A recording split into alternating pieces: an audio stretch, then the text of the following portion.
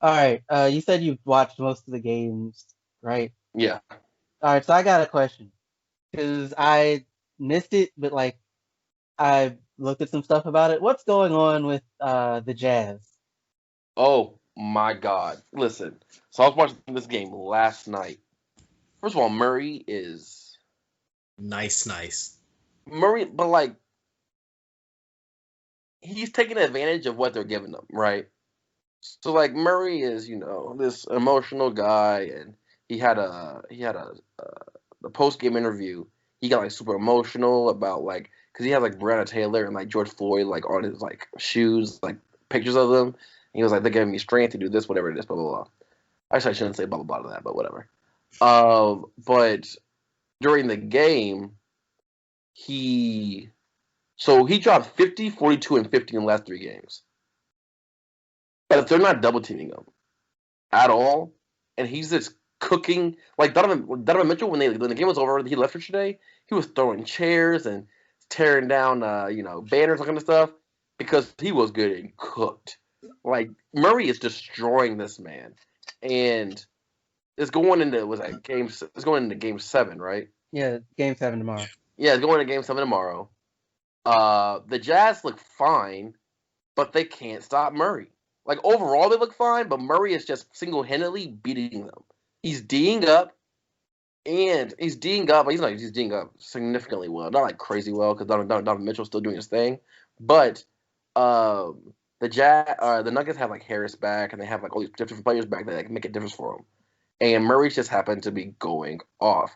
And Jokic, like if they double team him this next game, Jokic is gonna be open, and he's a nice enough player to like take advantage of that. You know what I mean? But Devontae Murray is not Devontae. Is it Devontae Murray? Is that his name? Devontae? Who you talking? Jamal Murray? Jamal. I said Devontae Murray. That's a different player My on a bad. different team. My bad. Jamal Murray. I'm tripping. Jamal Murray is what was he like 9 of 12 from three this last game? Like Yeah, his numbers have been ridiculous. You know what I mean? But the Jazz just aren't adjusting well at all, and he single handedly is just burning them. Okay. Well, all right. So my question is, I guess, it's kind of like what you think they should do because I guess there are two different ways they could go. Like they could theoretically go about it, right? They could double Murray and then almost certainly get eaten alive by like Jokic and like their sidekicks, or like they could let Murray more or less do his thing and then just try and stop everybody else, which is arguably an easier thing to pull off at this point. It might be easy to pull off, but they just got the Jazz have for a while been a really good defensive team. What they need to do is just go out there and throw out a bunch of defense at them, switching the zone, switching the man-to-man, switching the traps, all that kind of stuff. Because right now they're not doing that, and they're just eating them alive. Because Murray's a smart player, Jokic is a smart player, Paul Millsap's a smart player. They get a bunch of smart players who can really shoot. Michael Porter Jr., Harry, they can all really, really shoot. They all know their position and they know their roles. But defensively, the Jazz are making like the playoffs, especially when it comes to like 4 or 5 seeds, all kind of stuff. It's all about adjustments, and the Jazz aren't making good adjustments like yeah, from game to game, and that's really what it is. yeah. They really don't have the defenders to do it anymore. Like I don't like Joe Ingles hasn't really like he's clamping up like their second best option, but like I just don't think they have the perimeter defense to like stop. Donovan Because Mitchell everybody's playing, below pass. It's literally just like funnel it to Rudy Gobert and hope he can clear everything up. And you can't do that with people that can score in the mid range. yeah. Mike Conley is not playing. He's been playing like Mike Conley, but defensively not great.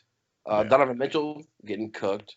Rudy Gobert is fine, except he gets put on a lot of ISOs and on when he gets pulled out because all of the Nuggets big men are legal or like not legal. Well, no, they're here legally, but a lot of their big men are mobile, right? So they can do a lot off the ball and on with the ball off the dribble.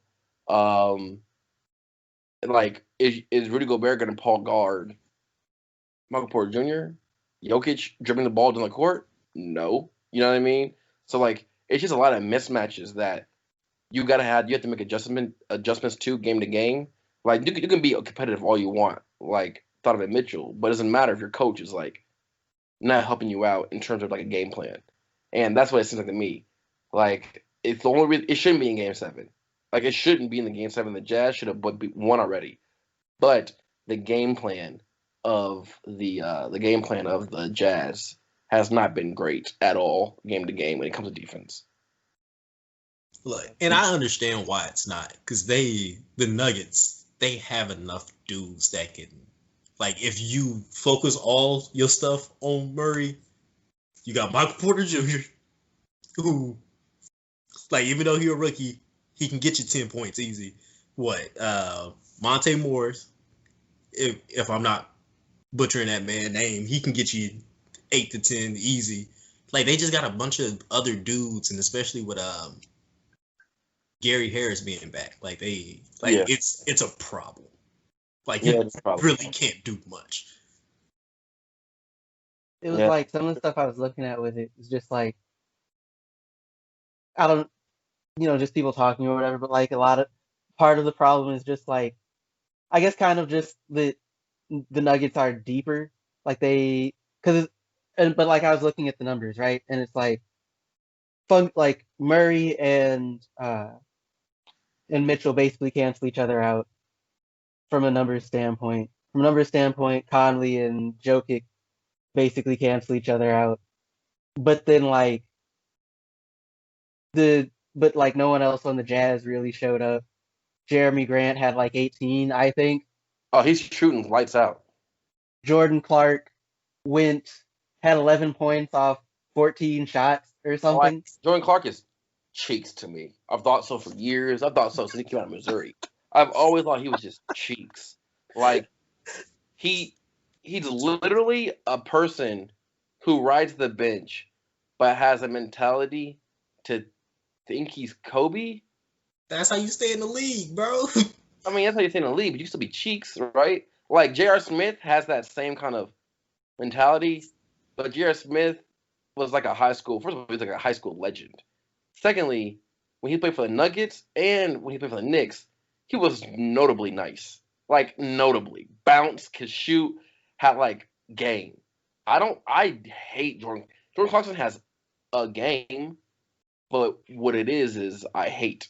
Like I think it's trash. I've hated him for years. But continue.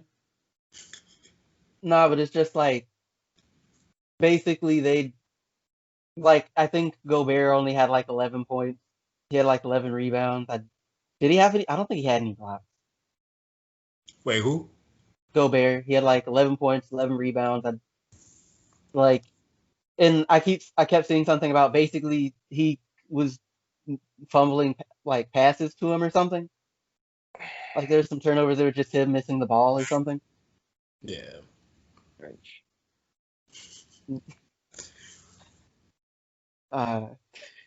Do you think they pull out Game 7?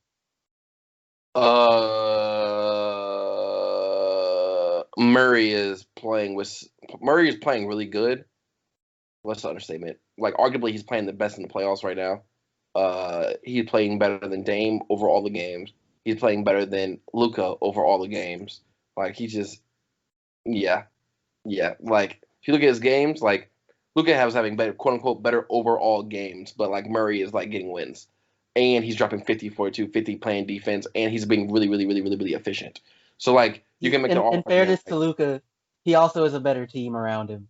But in fairness to all of them, they were like everybody else adjusted their defenses to stop them. Like they can't do that with Murray. Like that's the only thing. Like Murray is shooting 64% from the field and 62% from the 3-point line. Like that is ridiculous. And when you look at the film, like that's a lot of one-on-one coverage. Wasn't it yesterday or not yesterday? Wasn't it last week where I said I'd arguably take Murray over Luka Doncic? No, I didn't know he's gonna do all this. I'm not gonna lie to you. I said it last podcast. I didn't know Murray didn't do all this, but man, he helping me out because I said that and then I sat down and thought about it for a couple of days. I was like, should I? Hey, Murray eats during the playoffs, yo. Murray eats during the playoffs. No. Murray had a bad playoffs last year and he knew it. That's what he said. literally, he's like, I had a bad playoffs last year and I didn't like it, and this year is like a rebound year, I guess, for him. He's also very, very, very, very, very young, right? And this year's like a rebound year for him. So like Now, Murray was the reason why they went to like they progressed as far as they did. Like he is a big part of the reason why. Like he didn't have like a stellar, but when they needed him, he stepped up. I mean, like, listen, I'm also listening to for that one. I can't remember because I was watching Nuggets game last year, so I'm listening to the analyst. I'm listening to Murray himself, and that's what he said. So I covered that series. I'm like, with, shoot, them in Portland. Like Murray was a dude. okay, well, okay. I guess he was that dude then. So my whole point's gone. Never mind then. But yeah, Murray's going off though. It's a little obnoxious, but